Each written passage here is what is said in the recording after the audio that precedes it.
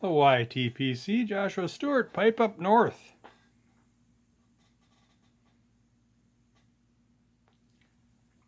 Well, once again, I'm smoking my Kaywoodie Filter Pipe. I'm going to talk a little bit more about this pipe in just a minute or two, probably longer, but very shortly. Because I had a few questions about it in a recent video where I was enjoying it.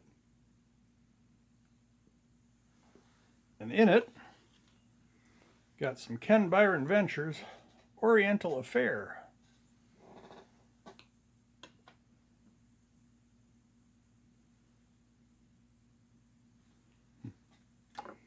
I was going to comment that how well this stuff is staying lit, but then it goes out on me right as soon as I start talking.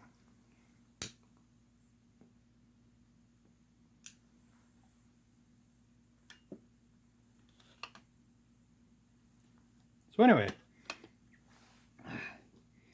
haven't dove too deep into Orientals since I've gotten into the whole pipe enjoyment hobby, lifestyle, whatever you want to call it.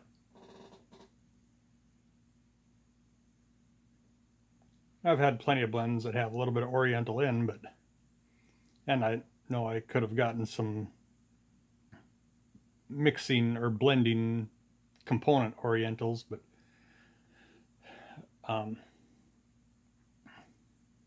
it seems like I wanted to try some very Oriental forward blends.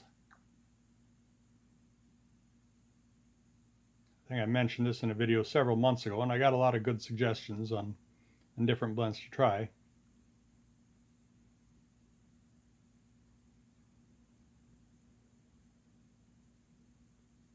But I've been kind of, last week or so, kind of been diving into the Orientals a little bit deeper, just to kind of get a little bit better idea. And I guess when I kind of started,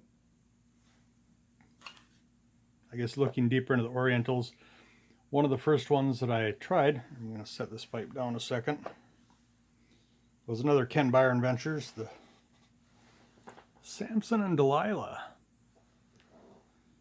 And that's a pretty good blend too. But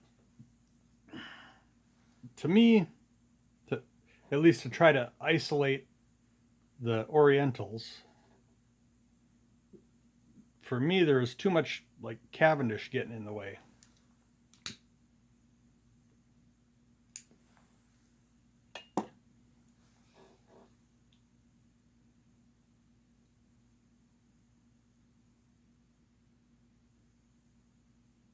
And now I've got plenty of other blends that have Orientals in them. Seems like a lot of the English Balkans will have some Orientals in, but as many of you know, I'm not terribly fond of the Latakia. And if there's just a little bit in some of the blends, it's good. Like, I think Mississippi River has a little bit of Latakia in it. I love that stuff.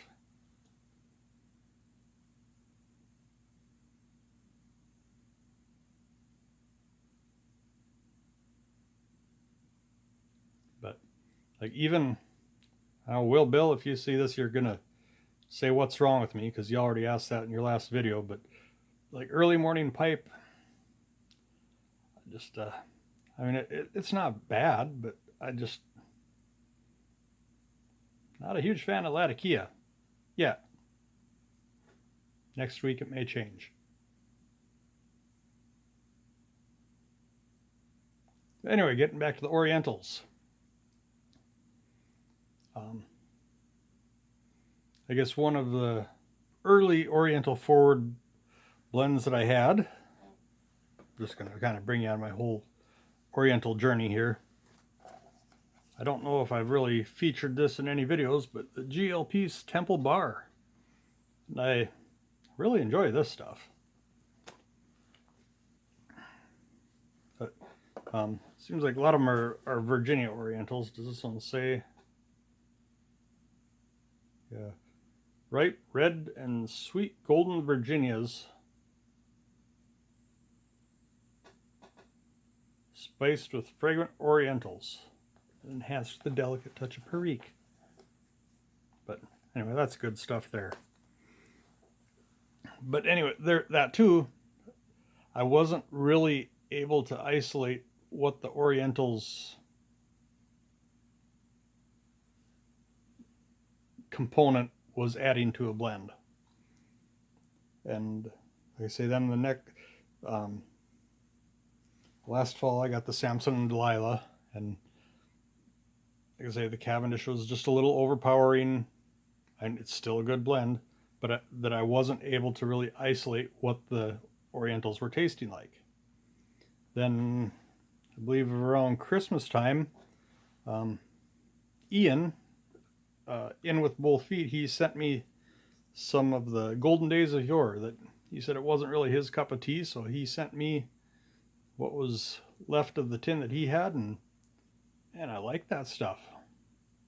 And that's kind of a Oriental forward, but there again, I was kind of starting to be able to piece together what the Oriental component adds to a blend. But I guess it wasn't until I got this Oriental Affair that I was really kind of able to focus on what it is so that I can recognize it in other blends. I mean, there's plenty of Virginian stuff in this too, but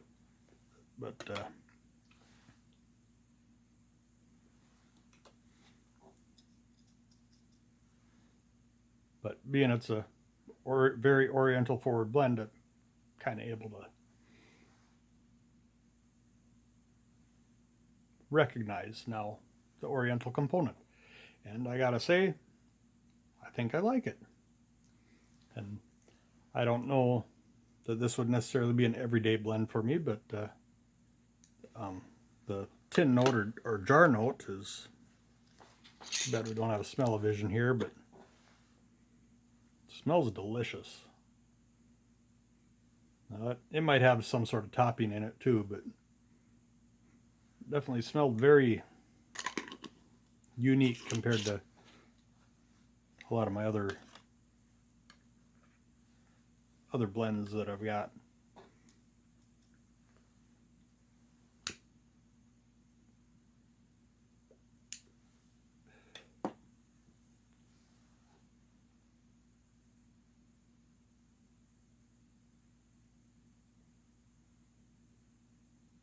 So in just a couple of minutes, that's basically my Oriental journey. Now the Oriental Affair, that's one that I just got on Ken Byron's drop earlier in the week, or was it last weekend he had the drop. It showed up on Thursday.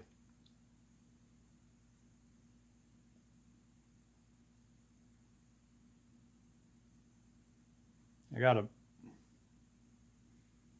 quite a number of different blends, and I've been hitting them pretty heavy just to get a bowl or two of each of them through, so I kind of know what to expect, and I don't think there's a bad one in the bunch.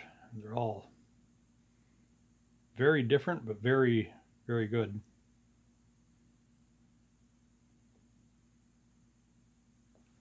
I'd say the one that kind of surprised me a little bit was got two pouches of the Kraken bar, the rum cased Virginia plug, I believe is what it is.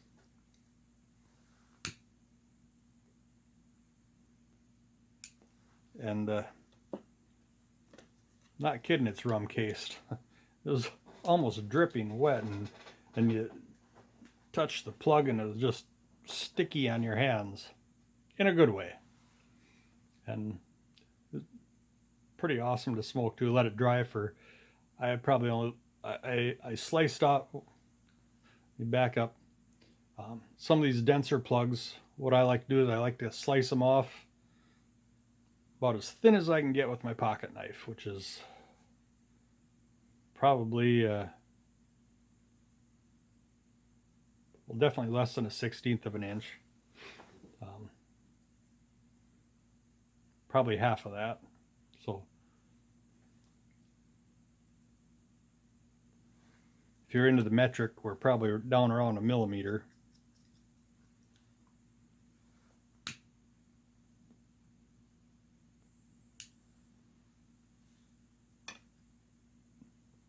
Now break it up and let it dry for, like I say, I'd let it dry for less than 5 minutes, and it actually stayed lit pretty good. It took a couple of lights right away, but not like even some of the Gawith and Hogarth blends that are, you know, have their whatever casing that they have on it. Some of them are just a pain to keep lit if you don't let them dry for at least a half hour before you put them in. But that Kraken bar, it stayed lit pretty good, and it was really good. Now, this Oriental affair has been pretty good for me too at staying lit, but of course now I'm talking, it's going out all the time.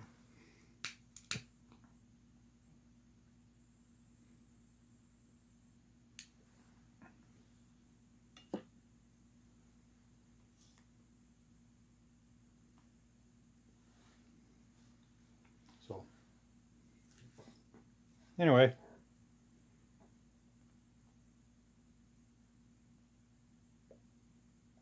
that's just a quick summary of my journey into the Orientals. Now, let me talk about this pipe a little bit. Kaywoodie Filter Pipe. A lot of people in that video last week were calling it a Falcon, and other than the fact that it's got a metal stem and a removable bowl, that's, I think, pretty much where the similarities end between this and a Falcon.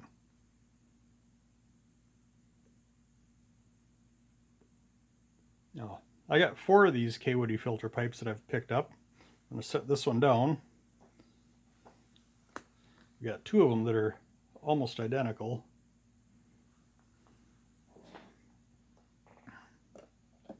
And then show you these other 2 that I have too.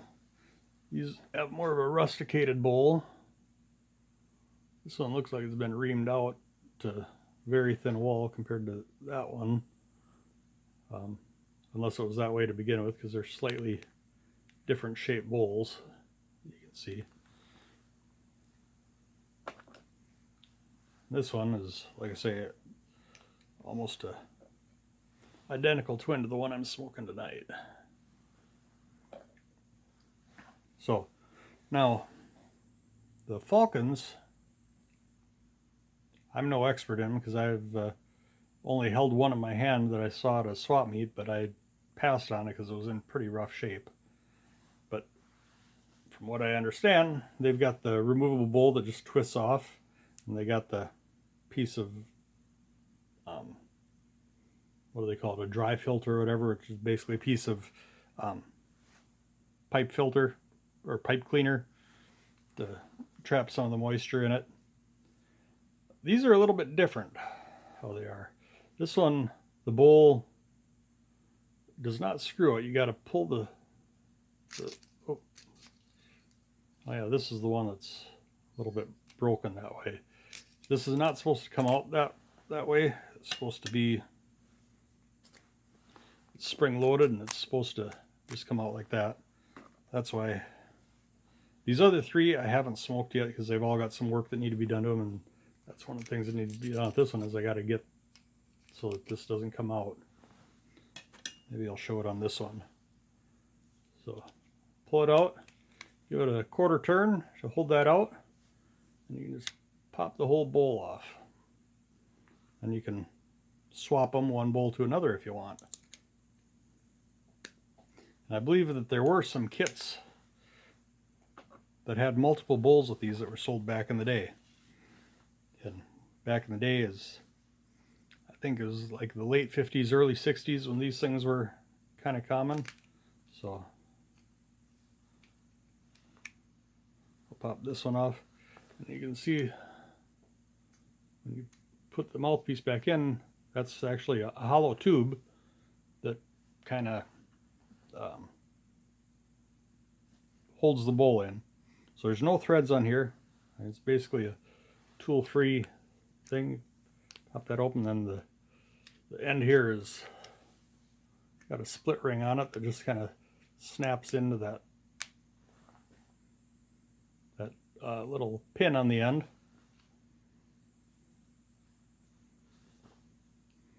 And the interesting thing why they call it a filter pipe, now it doesn't have a filter like we think of when we're talking about our 6mm, 9mm filters. It's actually got a little screw on the bottom. I use a penny to loosen it. Got this little cap down here. Oop. Caught it. And above that cap is our filter. This is my broken one.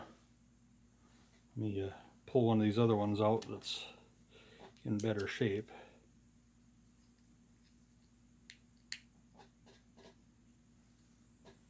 The filter is actually ceramic, and I believe they were intended to be disposable, but obviously you can't get them anymore, so I gotta treat the ones that I have with care, because I'm not going to be able to replace them.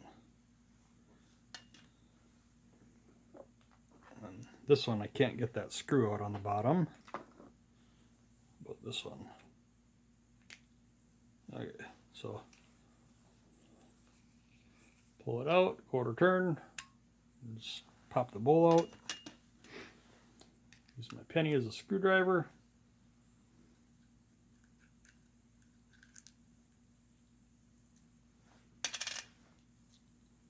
Hopefully I don't lose that cap this time. And here's, come on.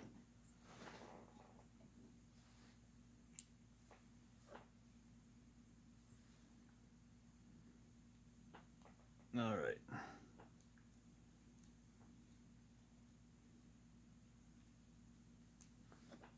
All right. So here's the filter. This one's in a little bit better shape than that other one. There's a bunch of little tiny holes in there, and the air comes through the top, comes into this channel here, which basically aligns with where that tube comes through, and then the air is drawn through there, through the little tiny holes into that groove, and through the stem. Now, what did I do with it now? I like to do a little bit like the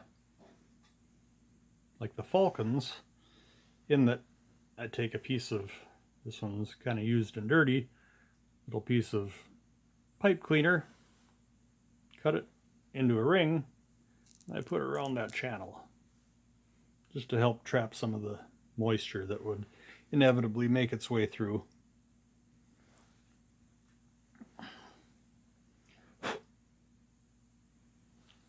You can see the bowl itself is hollow otherwise. You can just put the filter in there, put the cap on the bottom,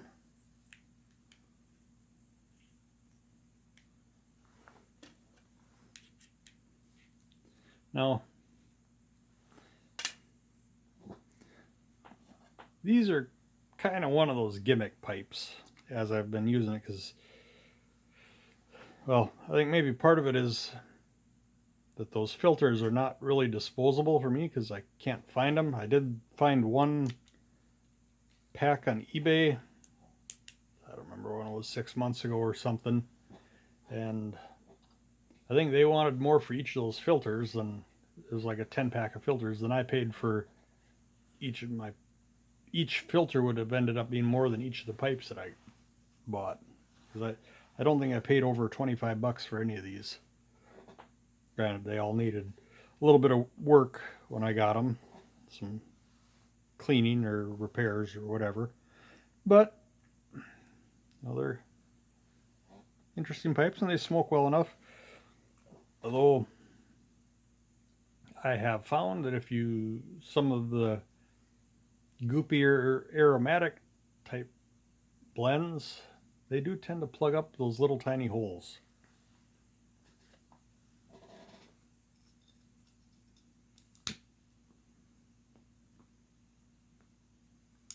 So I tend to reserve these for non-aromatics for the most part.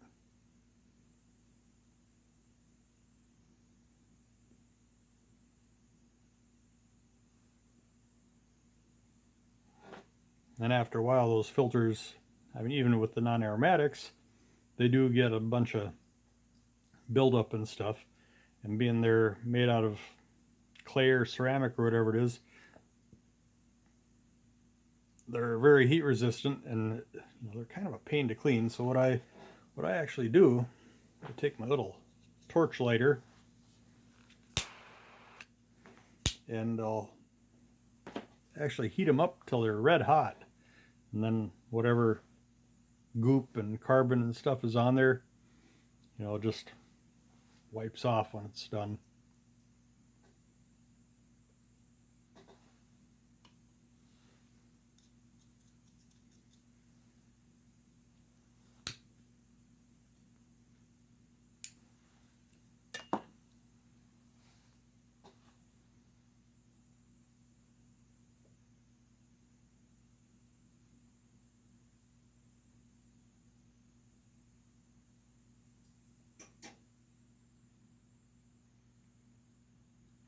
So yeah, interesting little pipe. I got the softy bit on here just because it's hard to get parts for these anymore.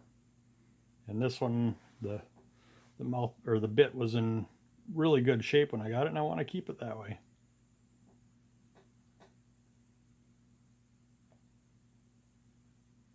And this one actually was probably a little worse condition than this one when I got it, and I just spent a little bit of time cleaning it up real good and polishing it, and it could probably stand to be polished again on the stem there, but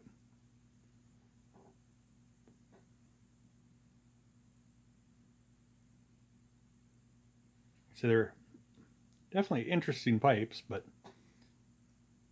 kind of a little bit more work than I really like to do for just a daily user, because it does take a little work to clean that filter out, or the ceramic filter I should say.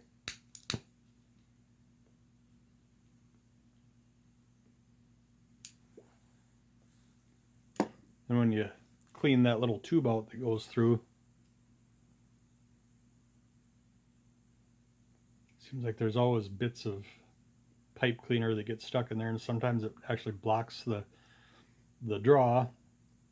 Then all of a sudden you get a chunk of the fluff from a pipe cleaner in your mouth.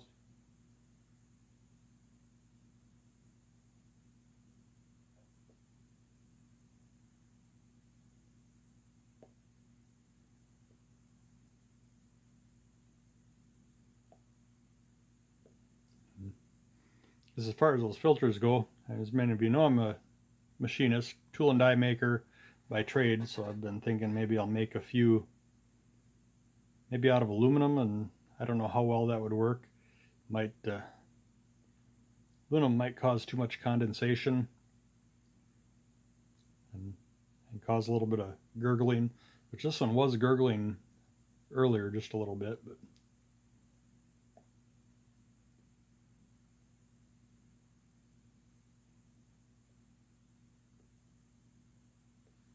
not anymore. So anyway, that's my Kaywoodie filter pipe collection, I guess you could say.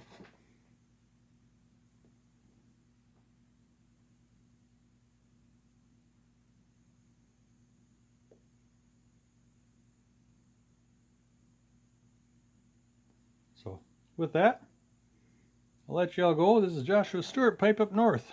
Have a good day.